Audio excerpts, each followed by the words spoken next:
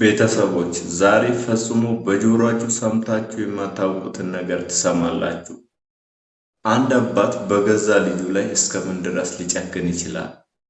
በዛሬው የእውነተኛ የወንጀል ታሪካችን ቤዝ የምትባል አንዲት ወጣት ሴት ትልቅ ችግር ውስጥ ትገባለች። እርሷም ታግታ ትታሰራለች። ከዛ የምትወጣበት መንገድም ምንም አይታይም። በዚህን ጊዜ ቤዝ ገና 18 ዓመቷ ነበረ። እቤት ውስጥ ከአባቷና ከእናቷ ጋር ትኖራለች። ነገር ግን ከአባቷ ጋር በፍጹም አይስማሙም። አባቷ ሰይጣን ይባላል። ቤዝ እና ሰይጣን ሁልጊዜ ይጣላሉ። ግንኙነታቸውም በጣም መጥፎ ነበረ። አንድ ቀን ሰይጣን ይህ ያለመግባባታቸው በአእምሮ ውስጥ በጣም ያድግና አንድ እብድ እቅድ ያወጣል። ወደ ልጁ ቤዝ ሄዶ ከቤቱ በታች ባለው ቤት ውስጥ አንድ በር ስሰራ ነይ አግዢኝ ይላታል። ከዛም ከቤታቸው በታች ካለው ቤት ውስጥ ይወርዳሉ። እዛ ከደረሱ በኋላ በድንገት ፊቷን በፎጣ ያፍናታል። ወዲያውኑም ቤዝም ራሷን ትስታለች። በዛው ቀን ቆየት ብላ ስትነቃ በሆነ ከመሬት በታች ባለ ክፍል ውስጥ ታስራ ትገኛለች። ለመሆኑ ይህ ከመሬት በታች ያለው ክፍል ምንድን ነው? ሰይጣን አባቷ የህልውና ተሟጋች ይመስላል። ከቤታቸው በታች ሌላ ቤት ሰርቷል። እናም ለዓመታት ያንን ቦታ ወደ ቦምብ መከላከያ መጠለያነት ሲቀይረው ቆይቷል። ይህ መጠለያ ጥልቅና ብዙ ክፍሎች ያሉት ነው። ከነዛ ክፍሎች በአንዱ ውስጥ ጥልቅ በሆነ ቦታ የመጽሐፍ መደርደሪያ አለ። በዛ መደርደሪያ ጀርባ ደግሞ ምስጢራዊ ክፍል አለ። ቤዛ አሁን በዛ ምስጢራዊ ክፍል ውስጥ ታስራለች። የምትወጣበትም መንገድ የለም። ከተወሰነ ጊዜ በኋላ ሰይጣን ሊያያት ወደ ክፍሉ ይመጣል። እርሷም ለምን እዚህ ዘጋህብኝ ልቀቀኝ ትለዋለች። እርሱ ግን አልለቅሽም ብሏት ጥሏት ይሄዳል። ይቺ ቤዛ ያለችበት ምስጢራዊ ክፍል በጣም ጠባብ ናት፣ ግን ለመኖር የሚያስፈልጉ ነገሮች አሏት። ትንሽ ኩሽና፣ ትንሽ ሽንት ቤትና ሁለት ትናንሽ የመኝታ ቦታዎች አሏት። በዚህ መልኩ ትንሽ ጊዜያት ያልፋሉ። ወዲያውኑ የቤዝ እናትም ልጇ መጥፋቷን ታስተውላለች። ቤዝ የት አለች ስትል ትጠይቃለች። ሰይጣንም አረ እሷማ ኮብልላ የሆነ የሃይማኖት ቡድንስ ተቀላቅላለች ይላታል። እናትየው ልጇ ይህንን በማድረጓ በጣም ታዝናለች። ነገር ግን ልጇ በእውነቱ ከቤቷ በታች ባለው ቤት ውስጥ ተዘግቶባት እስረኛ መሆኗን አታውቅም ነበረ። ከዚህ ጊዜ ጀምሮ በሆነ ምክንያት ሰይጣን ቤዝን ለዘላለም እዛው ክፍል ውስጥ ሊያቆያትና ይህንንም ምስጢር ከሰው ሁሉ ሊደብቅ ይወስናል።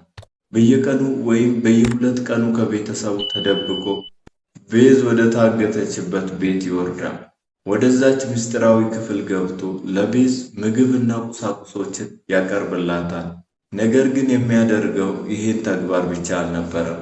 በተደጋጋሚ የገዛ አባቷ ቢሆንም ሰውየው እንደ ስሙ ሰይጣን ነበርና አስገድዶ ይደፍራታል። ይህም በጣም አሰቃቂ ነበረ። ይህ ሁኔታ ለ4 ወይም ለ5 ዓመታት ይቀጥላል። እሱ ግን አሁንም ሊለቃት አልፈለገም። በዚህ ጊዜ ውስጥ ቤዝ በሰይጣን ደጋግማ በመደፈሯ ምክንያት ትጸንሳለች። በመጨረሻም በዛው በምስጢራዊ ክፍል ውስጥ ሕፃን ትወልዳለች። እርሱም ሊለቃት ስላልፈለገ ልጇን እዛው በጨለማ ውስጥ ታሳድጋለች። ሌላ ዓመታት ያልፋሉ። አሁንም በድጋሚ የገዛ ልጁን ያስረግዛታል። አሁን በዛ ክፍል ውስጥ 2 ልጆች አሏት። ከጥቂት ዓመታት በኋላም ለ3ኛ ጊዜ ቤዝ ትጸንሳለች። ነገር ግን ይህንን ሕፃን ሰይጣን ወደ ላይ ይዞት ለመውጣት ይወስናል። በራሱ ቤት ደጃፍ ላይም ይጥለዋል። ለሚስቱ የተጣለ ሕፃን አገኘው የሚል የውሸት ታሪክ ይነግራታል። ቤዝ ከቤት ጠፍታ አርግዛ እንደነበረና ሕፃኑን ማሳደግ ስላልፈለገች ወላጆቿ ደጃፍ ላይ ጥላው እንደሄደች የሚገልጽ የማይታመን ታሪክ ይፈበርካል። የቤዝ እናትም ይህንን ታሪክ አምና እሺ እኔ አሳድገዋለሁ ትላለች። ከ1 ዓመት በኋላ ቤዝ ለ4ኛ ጊዜ ትጸንሳለች። 4ኛውንም ልጅ በዛው ድብቅ ቤት ውስጥ ትወልዳለች። አሁንም ሰይጣን ሕፃኑን ወደ ላይ ይዞት ወጥቶ የተጣለ ሕፃን ነው በማለት እንደገና ሚስቱን አታሎ ይነግራታል። እርሷም አምነው ልጁን ለማሳደግ ተስማማለች።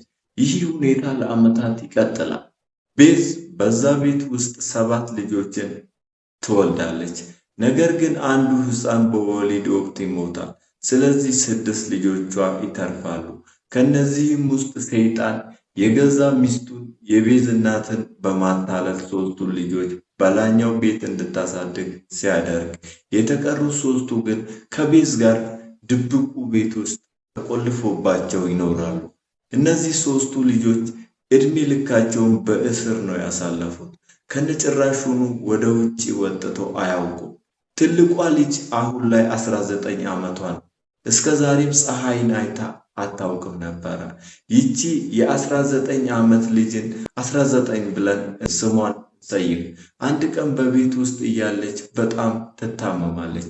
በጠና ከመታመሟ የተነሳ ራሷን እንኳን መሳት ትጀምራለች። ሰይጣን ሊያያቸው ወደ ታች ሲወርድ ቤዝም ትልቅ ልጇ የ19 ትልቅ ልጇ ታማለች፣ እባክህ ወደ ሆስፒታል ውሰዳት ብላ ትማጸነዋለች። በመጨረሻም ይስማማል።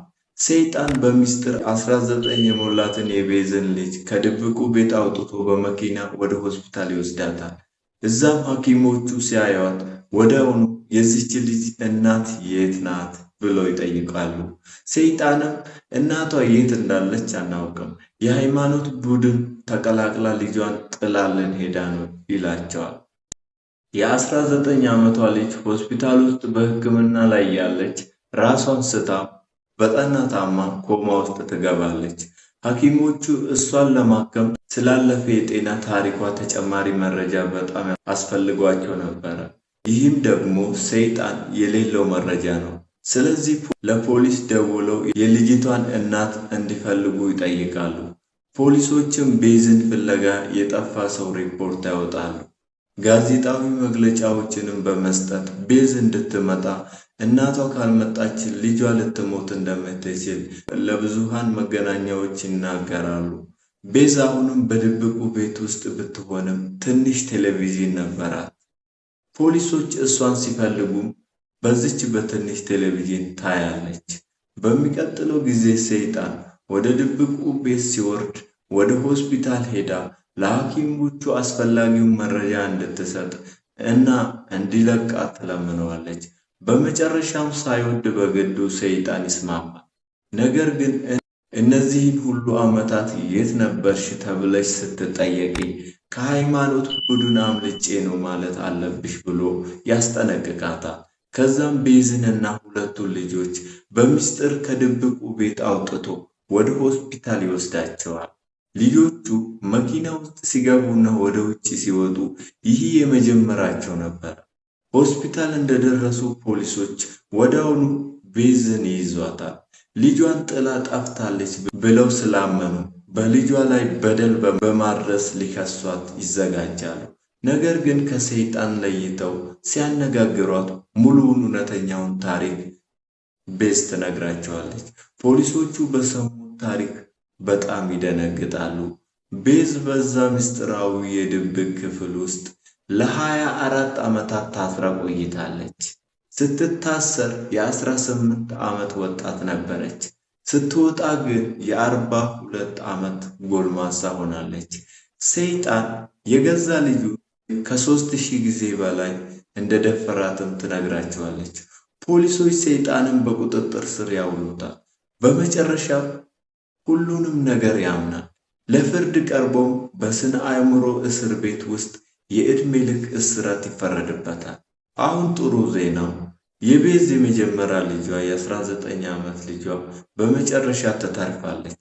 እሷም ከገባችበት ራሷን የመሳት ሁኔታ ትወጣለች። ቤዝ እና አሁን ትልልቅ ሰዎች የሆኑት 6ቱ ልጆቿ ደህና ናቸው። በኦስትሪያ መደበኛ ሕይወት ለመኖር እየሞከሩ መልካም ዕድል እንዲገጥማቸው እንመኝላቸዋለን እያለ የዛሬው የአንድ አባት ዘግናኝ ታሪክ በዚህ አበቃ። ቤተሰቦች ከዚህ ታሪክ ምን ተማራችሁ?